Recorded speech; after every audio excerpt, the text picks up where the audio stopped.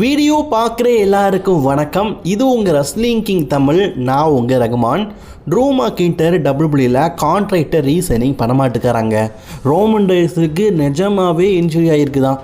இதை தவிர்த்து ஜான்சனாவை பற்றின ஒரு முக்கியமான விஷயம். வாங்க இன்றைக்கான ரெஸ்லிங் செய்திக்குள்ளே போகலாம். மறக்காமல் முதலாக ரெஸ்லிங் கிங்கு வந்திருக்காங்க நண்பர்கள், சப்ஸ்கிரைப் பண்ணிக்கோங்க. பெல் ஐக்கானை கிளிக் பண்ண மூலிமா தினமும் ஒரு ரெஸ்லிங் செய்திகளை தமிழ் மொழியில் தெரிஞ்சுக்கோங்க. ரோமன் ரெயின்ஸ் சமீப காலமாக டபிள்யூ பக்கம் வராத சூழ்நிலையில் ரெஸ்லிங் ஃபேன்ஸ், அதாவது இந்தியர்கள், ஒரு புரளியை கிளப்பிவிட்டாங்க. அதுதான் ரோமன் ரெயின்ஸ் இறந்துட்டார் அப்படிங்கிற செய்தி. இதை பற்றி நம்ம ஆல்ரெடி சொல்லியிருந்தோம். சோஷியல் மீடியாவில் எங்கே பார்த்தாலும் ரோமன் ரெயின்ஸ் இறந்துட்டார், அதுலேயும் எப்படிலாம் தெரியுமா காட்டுறாங்க. என்கிட்ட ஒரு ஆள் சொன்னார். எப்படி கேட்டார் தெரியுமா?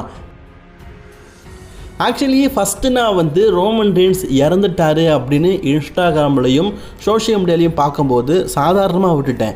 ஆனால் என் கூட வேலை பார்க்குற ஒருத்தர் இந்த நீல முடி போட்ட ஒருத்தன், அவன் பேர் என்னது அப்படின்னு கேட்டார். நீல முடிக்காரனா? யாருப்பான்னு கேட்கும்போது, அதான்ப்பா டபிள்யூல இருக்கிறானே. ஓ, ரோமன் ரெயின்ஸா? ஆமாம், அந்த நீல முடிக்காரன் இறந்துட்டான், உனக்கு தெரியாதா அப்படின்னு என்கிட்ட கேட்டார். என்னடா அது இப்படிலாம் சொல்கிறானுங்க அப்படின்னு பார்த்தா, ரோமன் ரெயின்ஸ் பேர் தெரியாமல் இருக்கலாம், ஆனால் பார்த்துருப்பாங்கல்ல சில பேர். இவர் நீல முடிக்காரன் அப்படின்னு அவர் ஒரு பேரை வச்சு, ஏன்னா முடி நீளமாக இருக்குல்ல, அதனால் நீல முடிக்காரன். இவர் மிந்தி ப்ராக்ரஸ்ன்னு கூடலாம் அடி வாங்க வரல, அதில் முகம் செதஞ்சு அதில் இறந்து போயிட்டாரு அப்படிங்கிற மாதிரிலாம் புரளி போட ஆரம்பிச்சிட்டானுங்க. அடே, அதெல்லாம் 15 வருஷத்துக்கு முன்னாடி உள்ள இமேஜ்டா அப்படின்னு சொல்கிற அளவுக்கு பழைய வீடியோவை போட்டு விட்டு ரோமன் ரெயின்ஸ் செத்துட்டாரு அப்படிங்கிற மாதிரிலாம் புரளி கிளப்புனாங்க. நான் அப்போ சொன்னேன், ரோமன் ரெயின்ஸுக்கு பெருசாக எதுவுமே இல்லை, அவருக்கு ஒரு இன்ஜுரி தான் அப்படின்னு. இப்போ அந்த இன்ஜுரி சீரியஸ் இன்ஜுரி அப்படிங்கிற செய்தி கிடச்சிருக்குது. கண்டிப்பாக இது ரோமன் ரசிகர்களுக்கு ஒரு வருத்தமான செய்தியாக இருக்கலாம். அதாவது ரோமன் ரெயின்ஸுக்கு ரிப்பில் மல்டி விதமான இடத்துல ஃப்ராக்சர் ஏற்பட்டிருக்குதான். இதுக்கு முழுக்க காரணம் யாருன்னு கேட்டிங்கன்னா வேறு யாருமே இல்லை, இந்த பிக் பிரான்சன் ரீடுன்னு சொல்கிறார்ல அவர் தான். ஏன்னா அவர் இருக்கிற ஹைட்டுக்கும் வெயிட்டுக்கும் மேலேருந்து சுனாமின்னு சொல்லிட்டு 1 இல்லை 2 இல்லை பல சுனாமிகளை ரோமன் ரெயின்ஸுக்கு போட்டால் அந்த மனுஷன் என்ன ஆவார்? ஸோ அதனால் ரிப்ஸில் பார்த்திங்கன்னா இன்ஜுரி இருக்கிறதுனால ரோமன் ரெயின்ஸ் ரெஸ்லிங் பண்ணுறது ஈஸி தான், கஷ்டம்லாம் கிடையாது. ஆனால் இது டெவலப் ஆகக்கூடாது அப்படிங்கிற மாதிரி சொல்லியிருக்கிறாங்க. ஸோ எனக்கு தெரிஞ்சு ரோமன் ரெயின்ஸை இதுக்கப்புறமா பிரான்சன் ரீட் கூட மோத வைக்க மாட்டாங்க அப்படின்னு நினைக்கிறேன். ஏன்னா இதுக்கு காரணமே பிரான்சன் ரீட் தான். அவர் சும்மா சுனாமி ஃபினிஷரை போட்டதுனால தான் ரோமனுக்கு ரிப்ஸில் இன்ஜுரி ஏற்பட்டிருக்குது. ரோமன் சண்டை போடக்கூடாதுன்னு இல்லை, சண்டை போடலாம். டபிள்யூபிள்யூக்கு வந்தார்னா சண்டை போடலாம். ஆனால் ஆல்ரெடி அந்த இடத்துல ஒரு அழுத்தம் இருக்கிறதுனால, ரிப்ஸில் ஒரு அழுத்தம் இருக்கிறதுனால, நெஞ்சுக்கூடுன்னு சொல்லுவோம்ல, மார்புக்கூடு, அந்த மார்புக்கூடில் மீண்டும் ஒரு அழுத்தம் ஏற்பட்டால் ஃப்ராக்சர் ஏற்படும். இதனால் ரோமன் ரெயின்ஸ் 1 to 2 வருஷம் ரெஸ்லிங் பண்ணாமல் ரெஸ்ட் எடுக்க வேண்டிய நிலைமை ஏற்படும். ரோமன் ரெயின்ஸ் மாதிரியான ஒரு லெஜெண்டரி ரெஸ்லர்ஸ், அவர்னால தான் டபிள்யூபிள்யூ ஓடுது, அது உண்மைதான். அப்படிப்பட்ட ரெஸ்லருக்கு ஒரு பெரிய இன்ஜுரி ஏற்பட்டுட்டு 2-3 வருஷம் அவர் வர முடியாது அப்படின்னா கஷ்டமான சூழ்நிலை தானே டபிள்யூபிள்யூக்கு. அதனால தான் பார்த்தீங்கன்னா ரோமன் ரெயின்ஸை இப்போ கொஞ்சம் சேவ் பண்ணி வச்சுருக்காங்க. எனக்கு தெரிஞ்சு பிரான்சன் ரீடு கூட இருக்கிற ஸ்டோரி ஓவர் அப்படின்னு நினைக்கிறேன். இல்லாட்டா மீண்டும் மோதுவாரா அப்படின்னு தெரில. ஆனால் இப்போ அவருக்கு சீரியஸான இன்ஜுரி தான் ஏற்பட்டிருக்குது. கண்டிப்பாக இது ரோமனுடைய ரசிகர்களுக்கு வருத்தமான செய்தி தான் இருக்கும். அடுத்த செய்தி, நான் ட்ரூ மக்கின்டையரை பற்றி தான் சொல்ல போகிறேன்.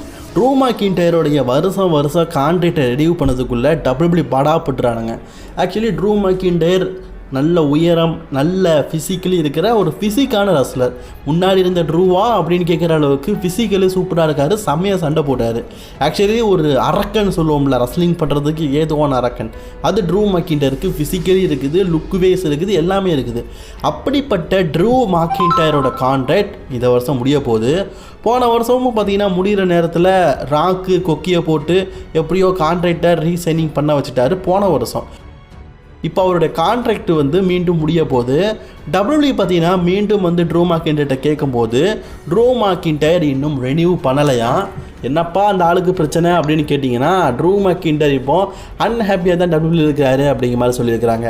ஆக்சுவலி ட்ரூ மக்கின்டையரை பொறுத்த வரைக்கும் எப்பண்டா டபிள்யூபிள்யூ போகலாம் அப்படின்னு காத்துட்ருக்காருன்னு நினைக்கிறேன். ஒருவேளை ஏன்னா எப்பண்டா போகலாம் அப்படின்னு காத்துட்டு இருக்காருல்ல, அதை வச்சு சொல்கிறேன். அது மட்டும் இல்லாமல் WWE பார்த்தீங்கன்னா ட்ரூ மக்கின்டையரை மீண்டும் கான்ட்ராக்ட் சைனிங் பண்ணதுக்கு இதுக்கு முன்னாடியோட கொஞ்சம் தான் சேலரி ஏற்றி கொடுத்துருக்காங்களாம். ஆனால் அவர் எதிர்பார்க்குறது அதிகமான சேலரி எதிர்பார்க்காரு. அவர் கேட்குற சேலரியை WWE பார்த்தீங்கன்னா கொடுக்க மாட்டுக்கானுங்க.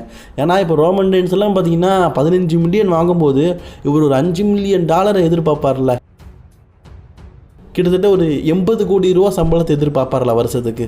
ஆனால் அதை வந்து அவங்க ஆஃபர் பண்ண மாட்டுக்காங்க. என்னடா நமக்கு ஒரு 80 கோடி ரூபா பணம் தரமாட்டுக்காங்களே, சம்பளமாக தரமாட்டுக்காங்களே அப்படிங்கிறதுனால தான் ட்ரூ மக்கின்டையர் WWEல கான்ட்ராக்ட் ரீசைனிங் பண்ண மாட்டேக்காரு. ஒருவேளை WWEக்கு பார்த்தீங்கன்னா ட்ரூ மக்கின்டையர் வேண்டாம், இதுக்கப்புறம் அவன் எங்கே வேணாலும் போட்டு அசோசியேஷன் கம்பெனினா போட்டு அப்படின்னு விட்டுட்டாங்கன்னா கான்ட்ராக்ட் ரீசைனிங் பண்ண மாட்டாங்க. இல்லைப்பா ட்ரூ ரொம்ப முக்கியம், ரொம்ப ரொம்ப முக்கியம், அதனால் கான்ட்ராக்டை கொஞ்சம் காசு செலவுனாலும் பரவாயில்ல ரினியூ பண்ணணும்னு நினச்சாங்கன்னா ட்ரூ மக்கின்டையர் அக்செப்ட் பண்ணிக்குவார். ஸோ வருங்காலங்களில் தான் ட்ரூ மக்கின்டையர் அந்த கான்ட்ராக்ட் அக்செப்ட் பண்ணுறாரா, அதுக்கப்புறமா WWE பக்கம் இருக்காரான்னு வெயிட் பண்ணி பார்க்குறோம். இவங்க விட்டுட்டானுங்க. AEWக்காரன் நல்லா வாசலை விரித்து வச்சுருக்கான். ஐயா உனக்கு 100 கோடி ரூபா கூட வேணாலும் தாரேன்னு சொல்லிட்டு ஆஃபரை அக்செப்ட் பண்ணிக்கிட்டு ட்ரூ மக்கின்டையர் அப்படியே AEW போகிறதுக்கும் வாய்ப்பு இருக்குது. ஸோ WWE என்ன முடிவு எடுக்கிறாங்க அப்படிங்கிறத வெயிட் பண்ணி பார்க்கலாம். அடுத்த செய்தி ஜான் சீனாவை பற்றி. ஜான் சீனாக்கான கடைசி ஆப்போனன்ட் யாருப்பா? யார் இந்த சாம்பியன்ஸ் ஹியரையே வீழ்த்த போகிறோமே அப்படிங்கிறது கேள்விக்குறியாக இருக்குது. 16 மல்யுத்த வீரர்கள் பங்கேற்க போகிறாங்க. அதில் சின்ஸ்கே நாகமோரா இருக்கிறாரு, ட்ரூ மக்கின்டையர் இருக்கிறாரு, ஈவன் பிரான்சன் ரெய்டு இருக்கிறாரு, ஜே ஊசோ இருக்கிறாரு, எக்கச்சக்க பேர். அதில் ஷேமஸும் ஒருத்தர். இந்த வாரம் ரா முடிஞ்சதுக்கப்புறமா ரா ரீக்ராப் அப்படின்னு ஒன்று நடக்கும். அதில் ஷேமஸ் வந்து உருக்கமான ஒரு ஸ்பீச் பேசியிருக்காரு. நான் WWE கெரியரில் முதல்ல WWE சாம்பியன் ஆகிறதுக்கு காரணமே வந்து ஜான் சீனா தான். அந்த நேரத்தில் அவர் சாம்பியனாக இருந்தார், என்கிட்ட கொடுக்கறதுக்கு ஒத்துக்கிட்டாரு, நான் அதன் மூலியமாக சாம்பியன் ஆனேன். ஸோ ஜான் சீனாவுடைய கடைசி ஆப்பனண்ட்டை நான் எனக்கு ஆசைப்படுறேன் அப்படிங்கிற மாதிரி சொல்லியிருப்பார். வாவ், உண்மையிலேயே சூப்பருங்க. ஷேமஸ்க்கும் ஜான்சனாக்கும் கூட பழைய பஞ்சாயத்துகள் நிறைய இருக்குது.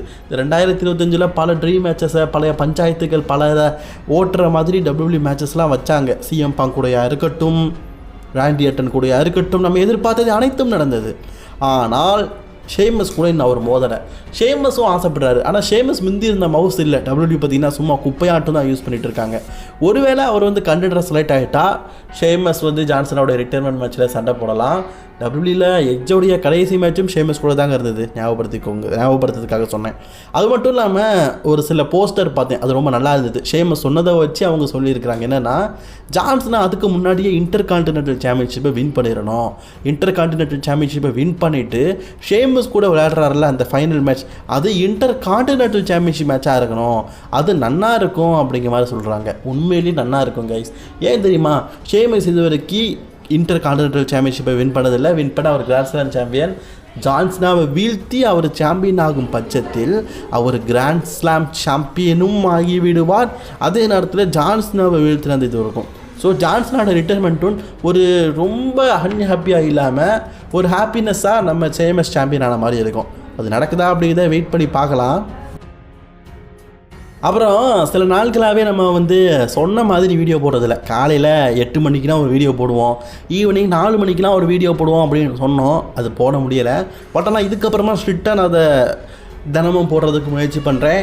நாளையிலேருந்து காலையில் 8 மணிக்கு கண்டிப்பாக மார்னிங் அப்டேட் வீடியோவை போடுறேன், சரிங்களா? அதே மாதிரி ஈவினிங் 4 மணிக்கும் ஈவினிங் அப்டேட்டை போடுறேன். வீடியோட எண்டிங்கில் நீங்கள் கேட்குற கேள்விக்கான ஆன்சரை நாளையிலேருந்து நான் சொல்கிறேன்.